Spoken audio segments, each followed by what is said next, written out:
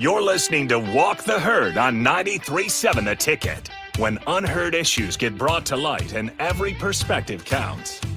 Here is your host, Rebecca Pearson. All right. Oh my gosh, it's loud for me. Hey, Mr. Backoven. Okay. Welcome in. It's Walk the Herd at 93.7 The Ticket. We're just getting our equipment sorted out here. Joining me is Aniko from Maryland, and in studio, we'll introduce her in a second, but Dr. Holly Wilhite Hatton. Is that how I should say it? Dr. Holly Wilhite is okay. All right. Very good. Hatton. Excellent. Okay. All right. So welcome into Walk the Herd. Sunday night, 7 o'clock. It is cold in Lincoln. Oh my goodness. I had to walk up here and the 2.5 blocks. My face is chilled, Aniko. What's it like in Maryland? Exactly, Maryland. It's also freezing. We're expecting some snow later this week. So here's the season. Here it starts. Well, we've already had it. It's the roads are slushy, but not too bad. But it's a bit nippy. So anyway, great show tonight. I'm looking forward to it. As always, this is like my favorite day of the week when I get to talk on Walk the Herd with Aniko and whoever we have in as a guest, if we happen to have a guest. Don't forget, if you're listening to us, you can text or call in 402-464-5685. You also can drop in chats on YouTube or on social, or you can text into that number. Watch us on YouTube and the Sartor Heyman video stream, Allo channel 961. Download the app. Pretty much get us everywhere. And don't forget that we record all of these. So if we refer to a previous show, you can always go back and get them. And then if we have references during the show, we'll try to drop those into the YouTube so that you can look at those. So great show tonight, as always. And we're going to talk about perspectives on who is responsible for early childhood education. Loving this. So one of the things that's great about this show for me is that I'm coming up the learning curve. I did not raise my own children from this age. And so I've been getting familiar with this because I'm actually joining a board here in town. In January, Nebraska Children and Families Foundation, which is covering more than that. But anyway, it's a whole new thing for me. So for anybody who isn't sure, when we talk about early childhood education, I'm just going to set the stage 0 to 5, roughly, as the normal definition, although Aniko and Holly can, expand that if necessary for explaining some of the concepts we're going to talk about today. So first, I guess I'd like to talk about, volleyball, because it's just so fantastic. Yay, go volleyball, Big Ten champions, and we're off and running. Go Huskers. Let's hope we are the national champions this year, but fantastic season. And we'll leave football for another day, but we're going to a bowl game. So, very, very quick rundown on Husker athletics before we dive into early childhood education. All right. How did the Eagles do today? Aniko, did they play? We played, for their Black Friday game. Played is a loose term. We were there. Okay. I also, am favorable to steering clear of football right now. Okay. So, who are you playing? Yeah, we played the Bears, and I do like the Bears because they have a team member from West Virginia who's really helping his whole town out. So right. Okay. I have a soft spot for West him. Virginia connection. That's your soft spot. Yep. Yeah. So for people who haven't listened before or forgot, Nico has some family members, heritage in West Virginia. So when we're covering states, and Holly's got some background in California and Tennessee and a few other places, so we can cover states today, which might be interesting as we talk about this topic. So first, let me ask you, Aniko, this is an area of interest to you. Can you share with the listeners why this is an important area for you? Yes, not only am I a parent, but with a background in public health, I did a lot of focus groups and studies on early childhood education. It really shapes their path, their coping skills, their ability, and it could even start as early as in utero. That would be ideal to identify some of the family members and not issues, but just needs that are had across the board, but specifically in high-risk populations. So to give everyone a fair start and, to play on words, a head start is very important, not just for parents, educators, and policymakers, but for society as a whole. So I'm very passionate about early childhood development. What did you see in some of those focus groups, or when you were first coming up the learning curve, or even your own experience? What kind of stands out to you as something significant? Remember, we talk about unheard perspectives here, so maybe something that people might not realize, or even something that interested you for some reason. Yes. So a lot of times early childhood services are suggested by a physician during a checkup. The school might catch something, a social worker may catch something. But one thing that we kept finding that is key and also missing is trust, especially in, non-English speaking societies and languages, or I'm sorry, communities.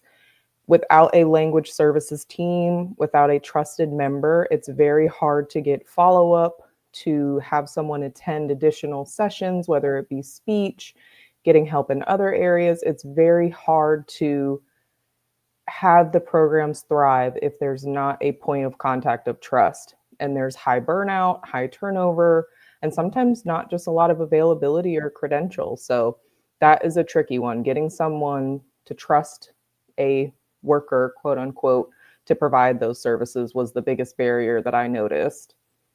Yeah, I know we're going to talk about that, and I'm fascinated by it because this topic has the ability to kind of highlight underrepresented groups, some of the issues that you've raised, and if you didn't live that, you may not even think about those things, and that's why we do the show. So, all right, let's bring Holly in. So, Dr. Holly, can I call you Dr. Holly? Sure. Okay. My students Why not? Do they? Yeah, Oh, they good. do. All right, excellent.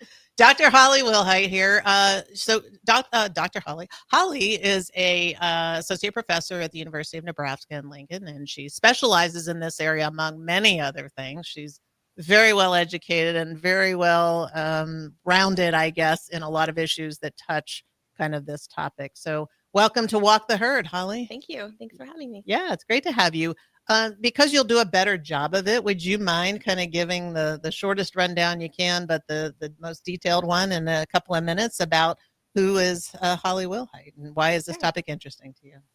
Few minutes. Okay. So, your best. I have a doctoral degree in developmental psychology, and a passion of mine was really working with young children. Infants and toddlers were actually my big passion. I had done this infant mental health consultation program where that was transformative in terms of me seeing how important it is that children have quality, responsive, caring relationships with those who are taking care of them. So with that passion, it's just driven my work in terms of how can we support quality childcare. That's right now, a lot of my work is on workforce development of educators, providers, and really making the profession of early care and education be seen as a valuable profession, something where people feel valued and appreciated. The workforce is predominantly women, and women of color in the profession even have more inequities that they have to experience. So for all of those reasons, that's what's really driven my passion. And knowing that the first 5 years of a child's life can be incredibly important for setting in the stage for their lifelong success. And then just personally, I had time where I had some of my own vulnerabilities, was raised for a time by a single father. So I knew that childcare is what helped him work. It helped take care of my sister and I. And so for those reasons, I think it just really leads to my passion of why we need to invest in early care and education. Right.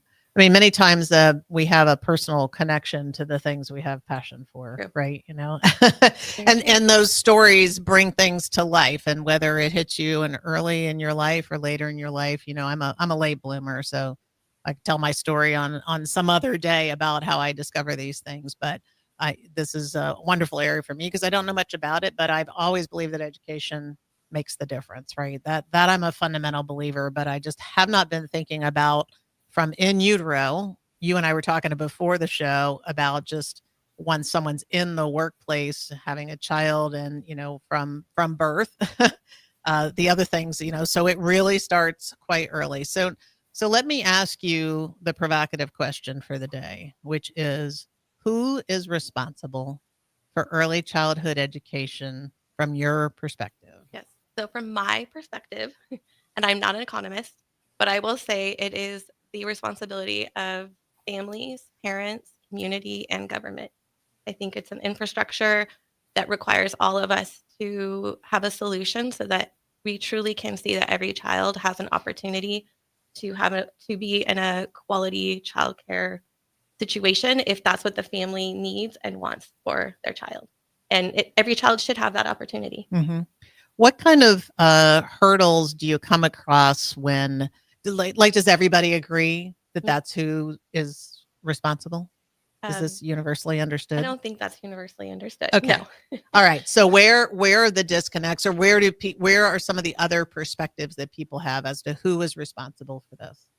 Yeah. So I think part of it is a child is you want to, as a parent, I can speak for myself. I think I've spoken to other parents when we do surveys with parents, they want to have the choice Mm-hmm. to be able to decide who's going to care for their child. So I think there's agreement with that. Does everyone have that same choice and the same opportunities of I get to choose this place for my child? No, we know that's true. But everyone agrees that it should be a family choice. I think that's what wants to remain protected is I can decide who's going to be caring for my young, especially, if you think of an infant and a toddler or preschooler, who's going to be caring for your child. I know for me, it felt very personal about who was going to be taking care of my child when I was working. So that's one. So I think when we think about is government involvement going to take away that choice, I think that's part of the issue. It's also a market, right? It's a marketplace type of industry. And so thinking about, well, then how does that play into if we move into like a universal childcare type of system? How does it change those policies? And then I think part of it is a value of we can think about every child. So if I ask anyone on the street, do you think every child should have the same opportunity? Do you think a child should be in a place where they're cared for, they experience love, they feel valued, they feel like they belong, they're going to thrive, right? I would think most people can say yes. But when you say, do you think that family, that parent of that child should have the same opportunities as that family over there? And that's where I think you're going to start having more of those conversations of, no, that family's not working, and so they shouldn't have childcare if they're not working. And that's where you're going to start getting into those conversations. So families with lower resources tend to be the ones who are saying, I don't want my taxes to go to that family who essentially isn't contributing to that tax to support the childcare, for example. Okay. Yeah. So I guess so the universal common ground would be that my kid, my choice, right? So we all start from there, but then it kind of goes wherever it goes where people don't agree as to how that should happen. How it should happen, how it should come into fruition. Yeah, how What it should those be. And then choices are. is it actually feasible? And I would say the literature I've looked at and the people I've talked to, yes, it would be feasible to have universal childcare. Some people have talked about estate tax as one example to help fund that. If we think about in the military, I think don't quote me, but I think 1989 they did, childcare for all people in the military service members. They have pretty high quality childcare for all those children. I've worked with some of those childcare centers myself. So I think it is, in my opinion, a feasible way to support families and children having access to childcare. And right now the issue is that, so one is, can we do it? And then it's going to be how you're going to make it happen. So access is one thing, and then availability is going to be a whole nother thing that we need to work on. Right. And we also talked about quality, I think, which interests me. So if we just stuck with, and Aniko, I want to let you jump in here if you'd like to. Do you want to add to that? I think I agree on all fronts, especially with current changes that are happening now in our country. There are many great professions that make a huge difference in early childhood and childcare that may not even be considered professions at a certain point. So that is jarring to me when, like Holly said, or Dr. Holly said, there is in fact proof that it is doable, and you're not going to lose something by guaranteeing that others have. Yeah, it's good. I get to play the other perspective probably just because I haven't thought about a lot of these things. But I've had to adjust just in the last 2 months since I've been involved in this conversation, just with getting onto this board of this amazing nonprofit here in Nebraska. I'm not even thinking, to me, 0 to 5, I'm just thinking childcare, right? I'm not even thinking about education. So if you use me as the uninformed person out there, I'm just thinking you need someone to take care of your child. I'm not at all thinking about how important the education that's going with that, the development of the human that goes with that. And so I want to highlight that, because I feel like if I represent the uninformed for whatever reason, and again, I didn't have my own children, so I didn't have the first experience of that at that age. I didn't have my own kids at that age.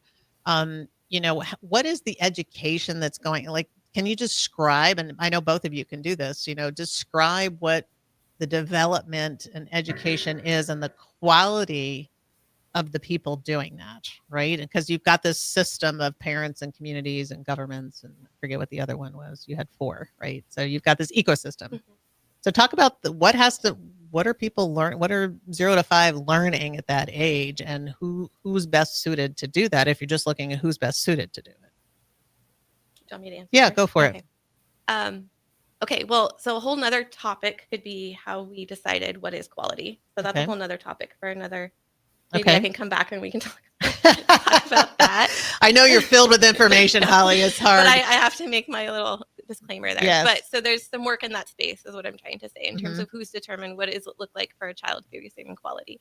But we do know that having, like in Nebraska, we have Step Up to Quality, which is a way for us to understand this childcare place, a family home or a center, is at a step 1, 2, 3, 4, for example. And I can know what that means in terms of expectations of what I want in terms of the structural environment. What's safe for my child? What do they have in terms of what's going to help their learning?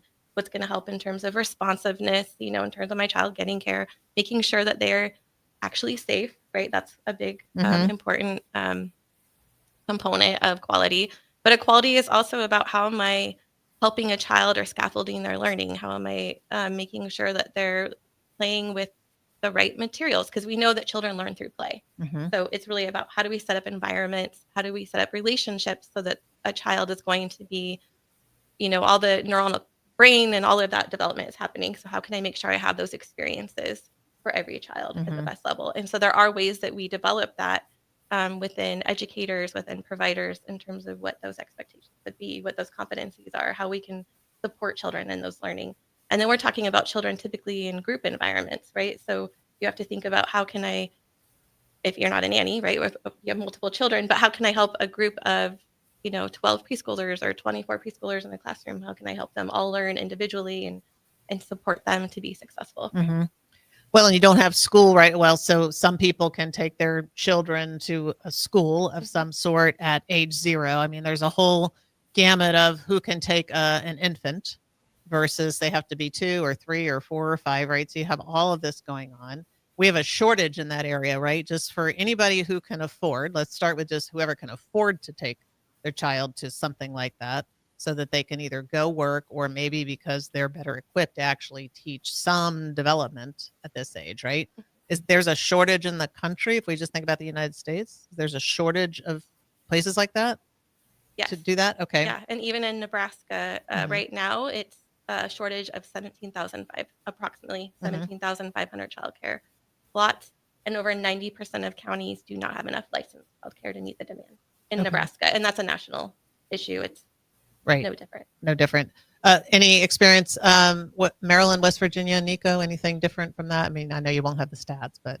Yeah, I don't have the stats, but we absolutely have a shortage in both areas. I could even say on a county level here in Southern Maryland, we do not have licensed childcare, and majority of it is a grandparent or a stay-at-home parent or a unpaid sister or things of that nature. So is there a lesson plan in that? Maybe, if they're good with, planning or chat GPT from time to time, but that doesn't necessarily provide speech pathology or give the ability for each child who needs it to have a home visit. So the shortage is definitely there. So maybe you guys could talk about the quality in a loose way, right? The default caregiver is some family member, a parent, a grandparent, a neighbor, something. If the parent has to go to work, we can have a whole conversation about, parents and having children when you have to work and all those kinds of things, right? This is such a tangled topic that we'll just park some of these things. But if you are going to work then the default is left to the parent. The parent's the one you can most of the time rely on, feels responsible in the absence of these other things, right? Talk to me about what parents are well suited to do. Maybe teach their kid to tie their shoes, how to eat, how to be polite, but there's a whole other thing of development that's going on in these schools. What's happening and what might be better suited in a school than a parent, for example? Go for it, Holly. Well, I'm thinking more so let's start with preschool, Mhm. because I think that might be something more people can relate to. But I think what's happened is, I don't know if it's better. It's that you are having an environment where you're developing peer relationships.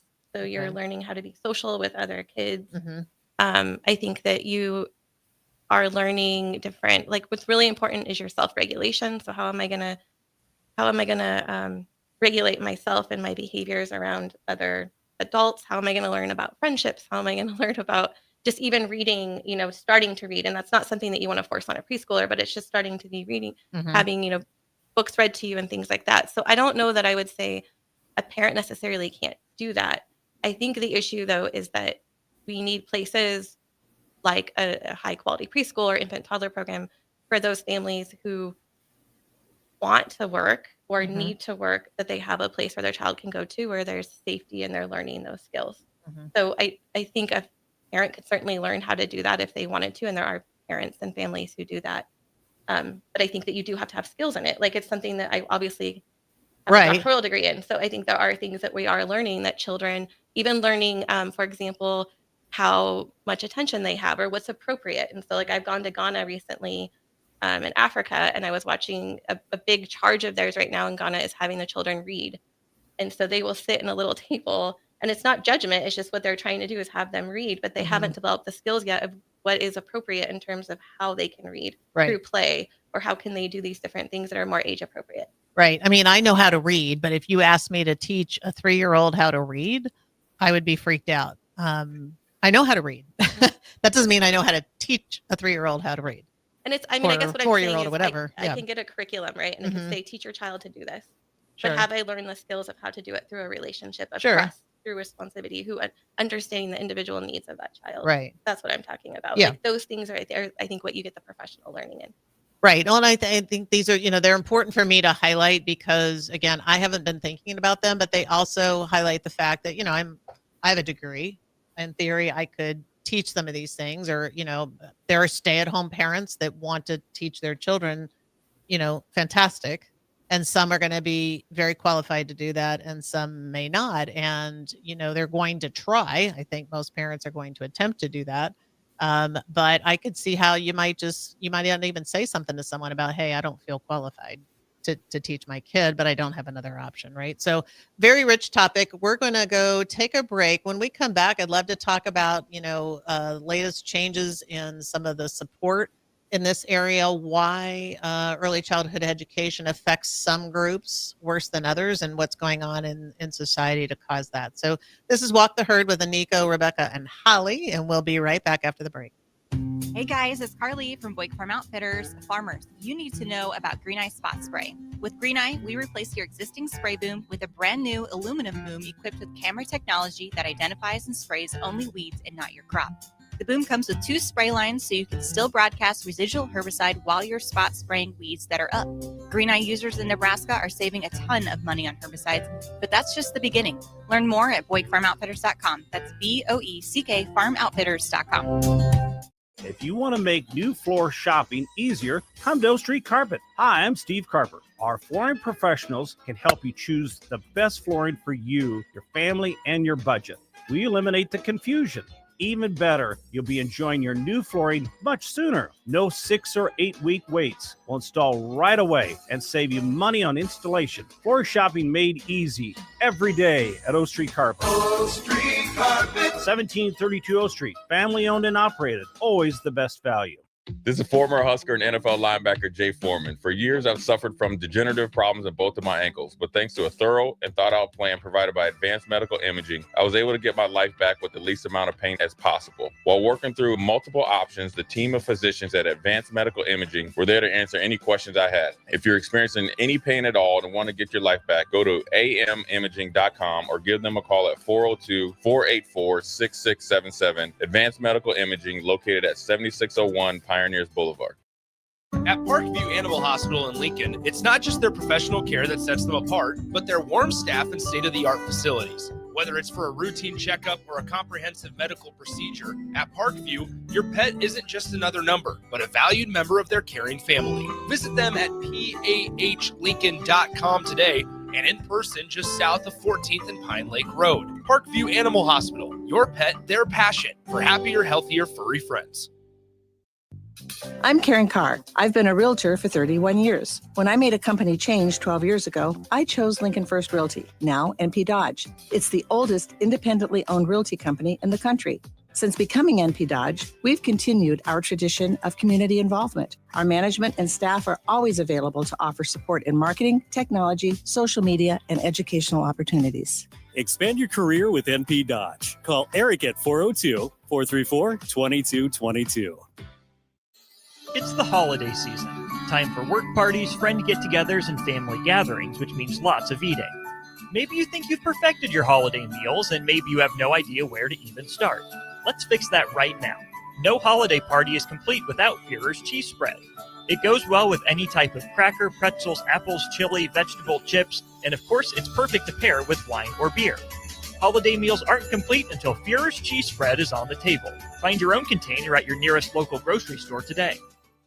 Things that impair you come in many different shapes and sizes. Some are the shape of beer and liquor bottles. Others look like cigarettes but aren't cigarettes at all. These are the things we know impair us, the things our parents warned us about. What we're not always aware of is our new prescription, or the over-the-counter medicine we picked up just for allergies or a bad cold. See, it doesn't just matter how much of a substance you take. If you are impaired, driving is deceptively dangerous. Don't drive impaired. Paid for by the NDOT Highway Safety Office. Midwest Bank is hosting our annual Thanksgiving food drive, partnering with local Lincoln schools to provide Thanksgiving dinners to families in need. We hope to provide meals for more than 120 families in our community this year. You can help by dropping off a donation at either Midwest Bank location, 7001 Pioneers Boulevard or 2655 Jamie Lane. Any donation is greatly appreciated. Your community, your bank, Midwest Bank, member FDIC.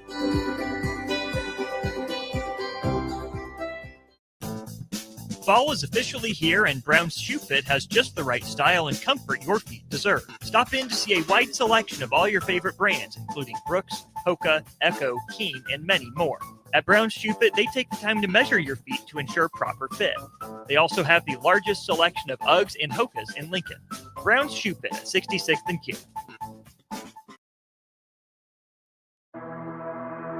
You're listening to Walk the Herd on 93.7 The Ticket. Here is your host, Rebecca Pearson.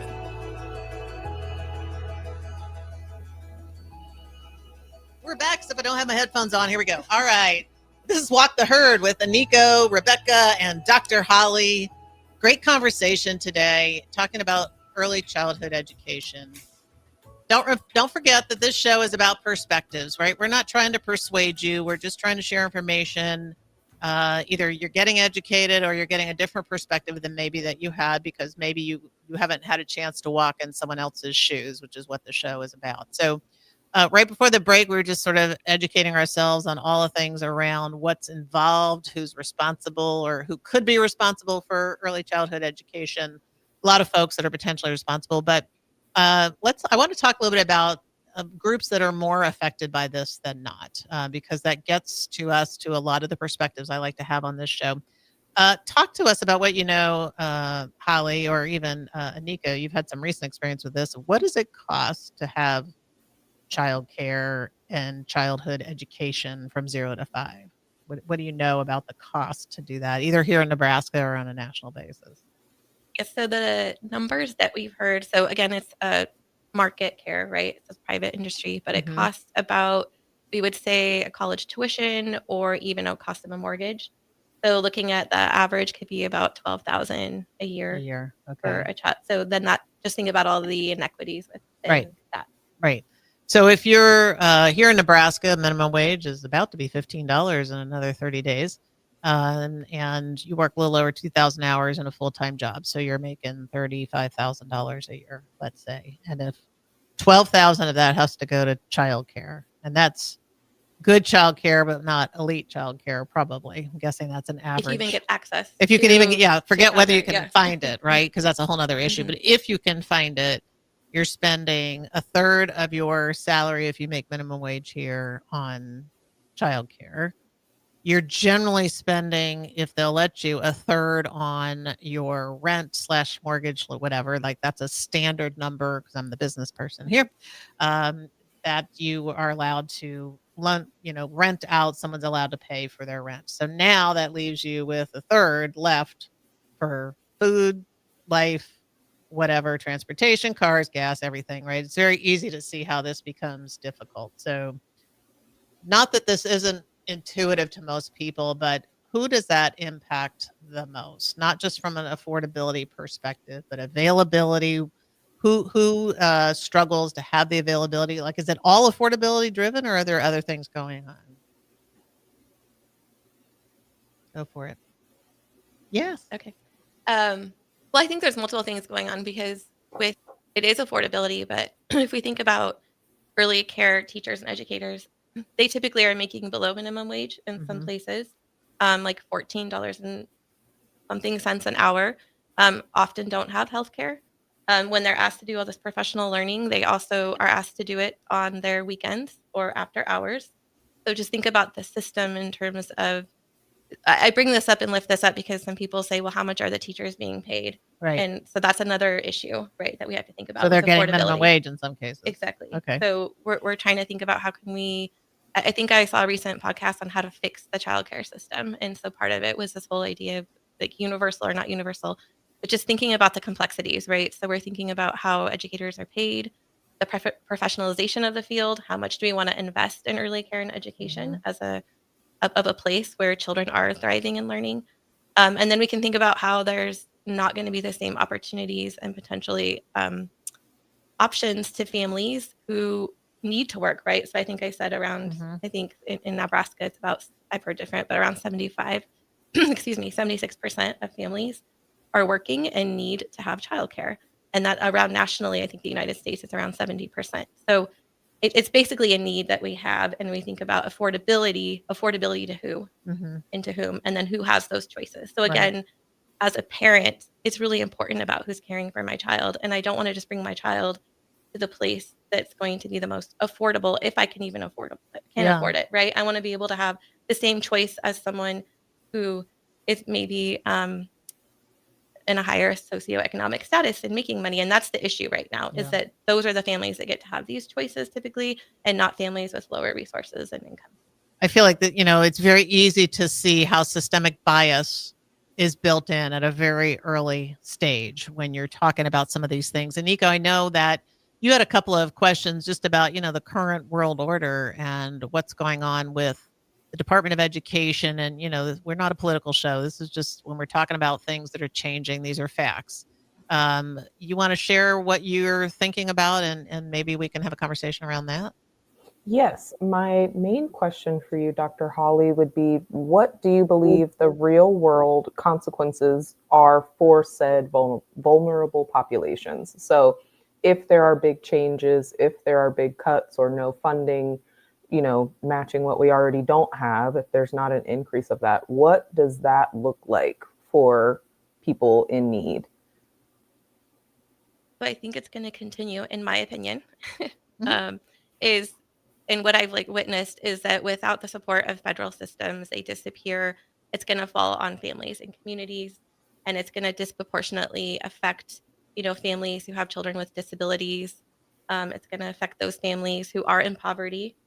Anyone who's considered in that vulnerable population is going to cause them to not have the supports that they need.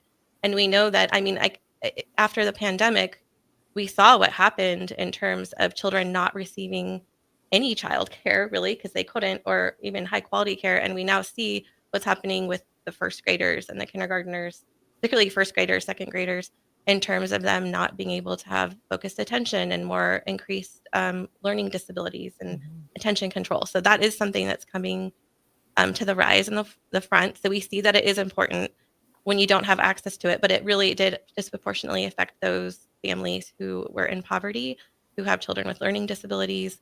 And so I think what we're going to find is that they're going to get more left behind, what I would say, by not investing in our system and not having some federal investment in childcare.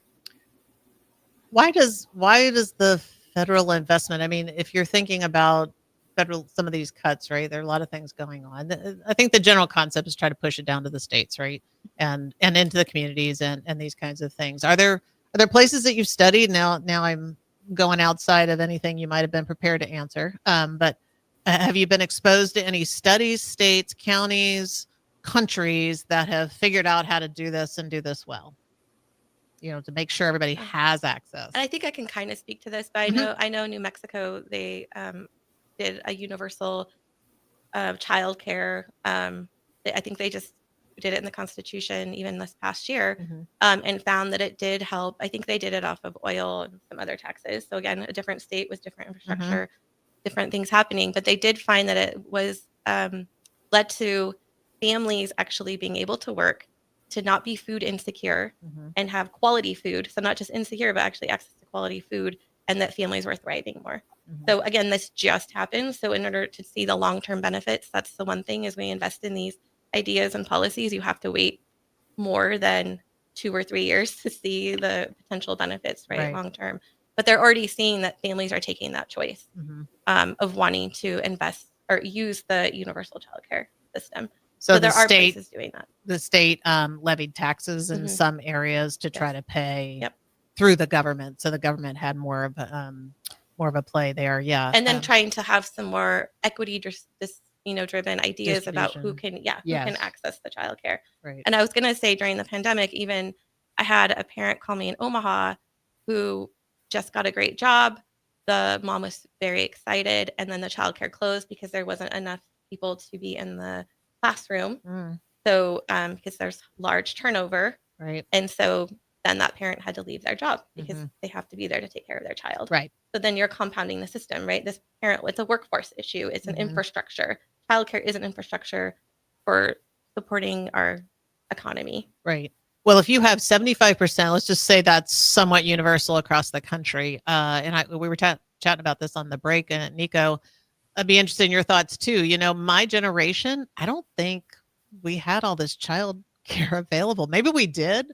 I was completely unaware of it. My brother and I were just having the conversation about the one time we were, I think it was probably one time because it was so awful for us, but we got dropped off at some nursery while my mom was shopping at the commissary on base, and it scarred us for life. We both remember it extremely well, but I really don't remember conversations about that. Doesn't mean it didn't exist, but has it changed over the years? From my generation, that you've got more parents. Certainly, I think in this day and age, you have more parents that are working, and there's a whole conversation about what it costs to live, which is why you have a lot more dual income households, but you also have, thankfully, more women's rights issues and more opportunity for women to go back into the workforce, right? So some of this has been enabling that, and some of that is childcare, and right, some of these are feeding the problem, right? You make childcare, then they go into workforce, and then they need more childcare, right? So, but I can see how the trends have changed quite a bit. But so I don't know if this is a bigger problem now than it was, simply because the changing dynamic in the country, and I don't know if it's different in states. I don't know, Aniko, in Maryland, do you have a different perspective on what's happening there? Well, from working for the state of Maryland, I don't want to put their business out there, but the state does not have it. So that's the best way I can put it. And I'm sure they're not the only one. But I think the cost of living, we all know, has gone up exponentially, and the living wage has not. So that's a big gap. And also, we live in a time now where we have more instant access to others' experience and information and testimony. So as we receive more info in real time, as we receive, larger studies and more access, we're able to take that information and go, this is a need. So it likely was as much as an issue. It just was not highlighted as much, would be my guess, because of no internet, no TikTok, no things Sure. like that. That would be my guess. Sure. Because it's not like you're the only one scarred essentially from being dropped off at a nursery and realizing like, hey, that wasn't great. So if that's a microcosm and there's more of that, the question and conversations shifted to how can we have better? Who can we hire or train to do more so it's not that experience for others? So I'm sure it's just kind of snowballed from there. Well, and I would love to, Holly, maybe you can share with us, I'd love to talk about who's impacted. So I think about, if you have a dual income family, you have more chance of being able to afford the childcare. You just have two incomes. If you're a single parent, probably harder. If you're a single mom, which is 75% of the single parents are moms or something to that effect. I'm sure I'm not quoting anything. I'm just saying the majority of single parents are women. And the majority of them are minority groups, right? You keep following down how this is impacting certain groups that continue to struggle. And then I go back to systemic bias. If they're struggling, they can't get childcare, they can't get a great job, they can't go to school, all these things that keep them down. It's very frustrating to me.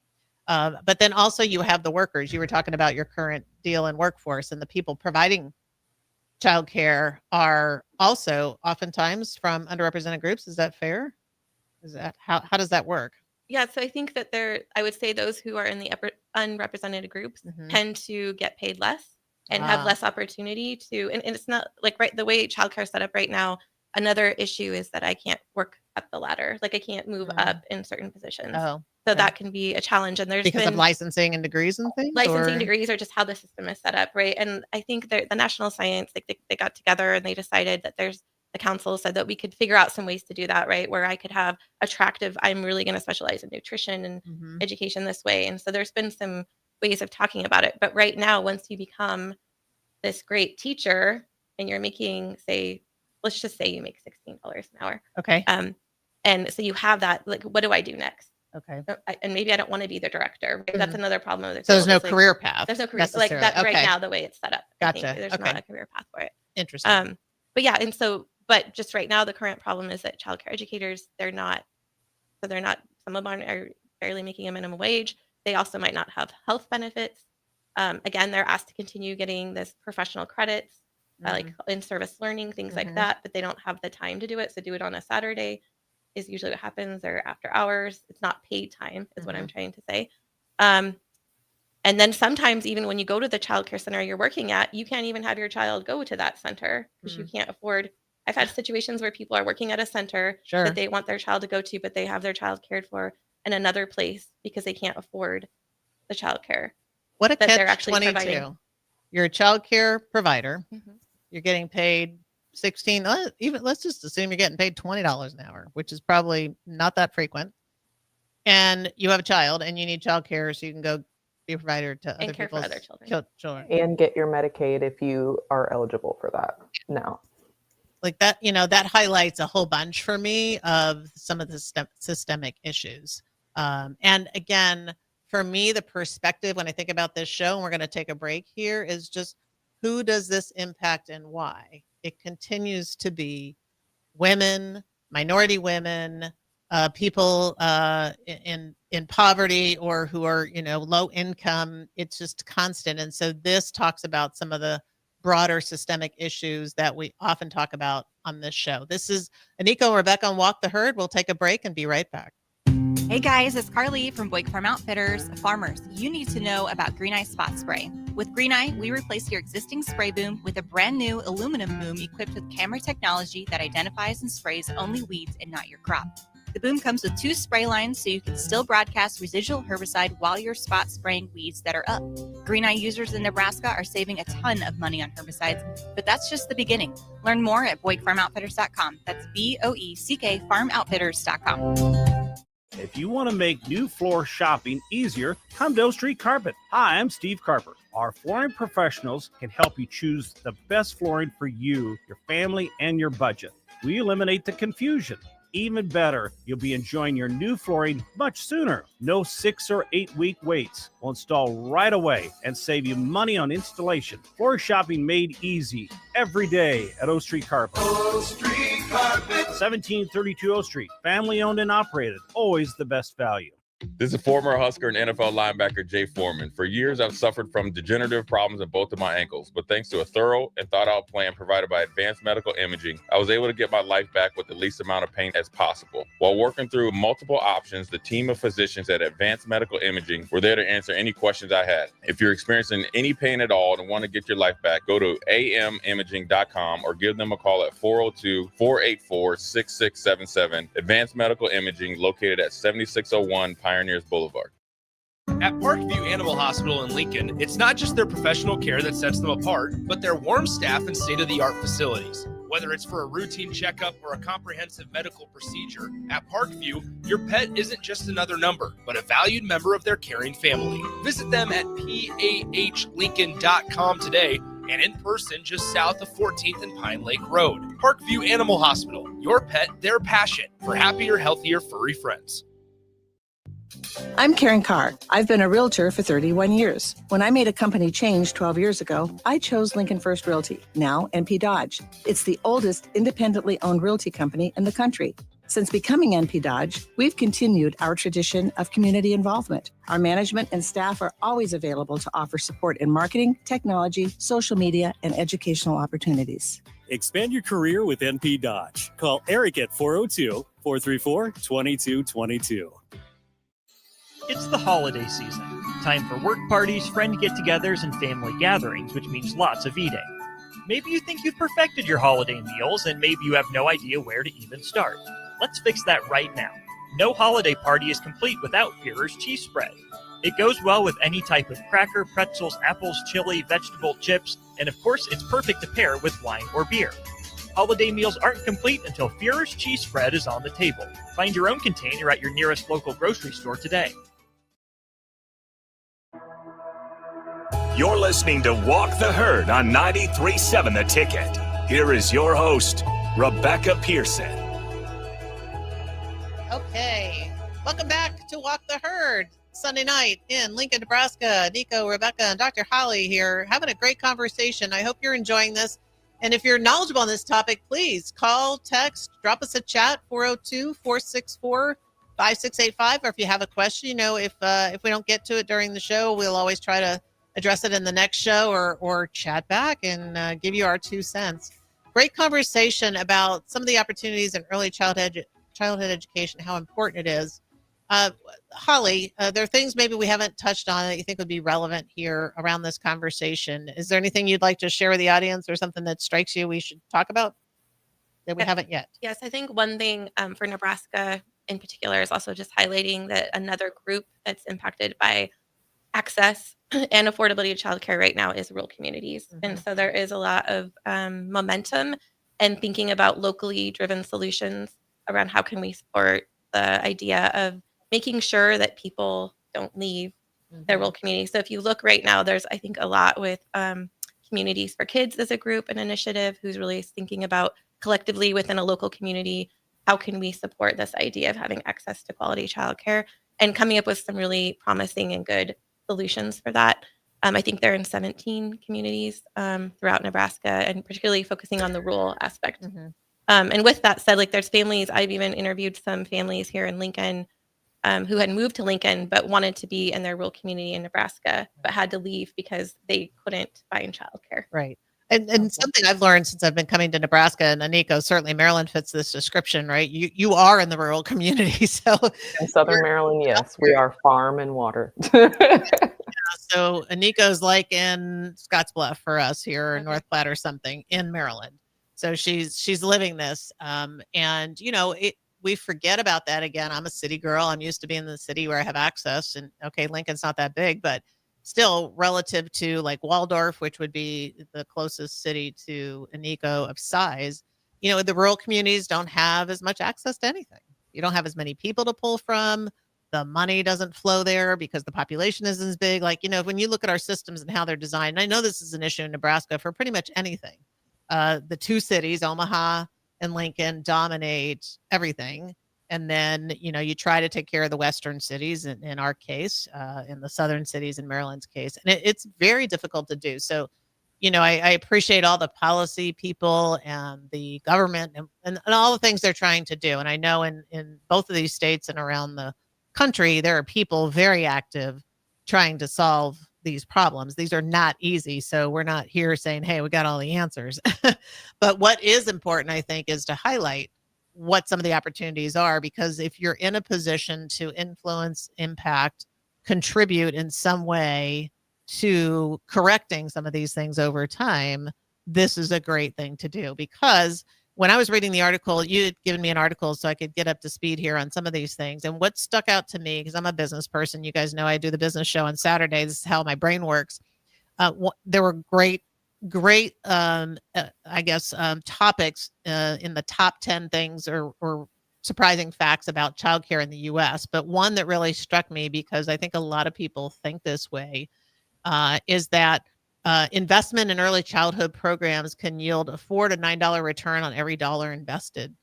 And that can come in the systemic benefits over time, right? It's not you give $1 to a nonprofit, and suddenly $9 are coming back to you. It's not that kind of a thing. But a little bit about, if you can explain a little bit, Holly, based on your experience, where do we see that savings or that return on our investment over the life of a child, of a child?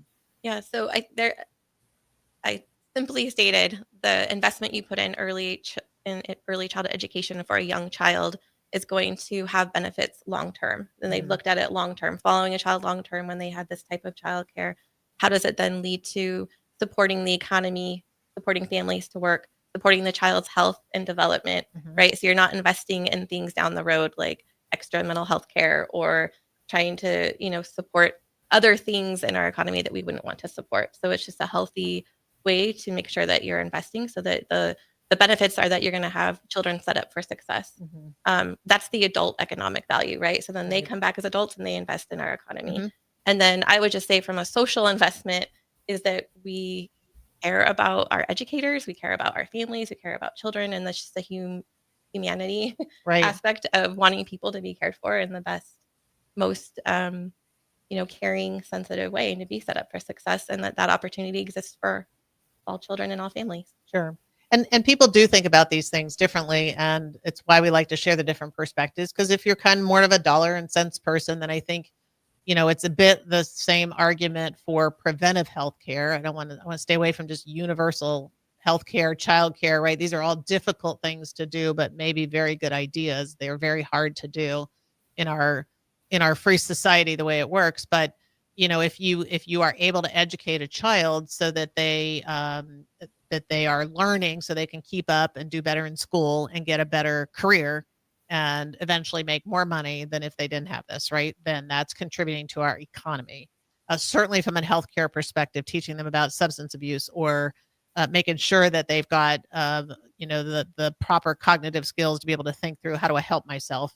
You're saving in the healthcare system from them potentially having issues, even just early diagnosis of things for learning disabilities, helping someone early on get my mother was a special ed teacher for decades.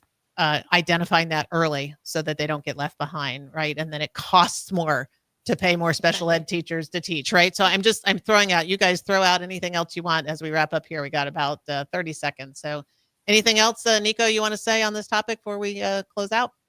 I think investment, like you guys just covered, is more than just financial. It is well-being, it is societal, it is generational. So who doesn't want their grandkids and grandkids to be okay?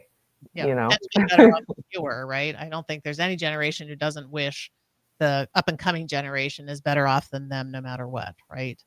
So fantastic conversation, ladies. Thank you so much, Dr. Holly Wilhite, for joining us tonight on Walk the Herd. Okay, Aniko, we'll see you next week. This is Walk the Herd. We'll talk to you next week.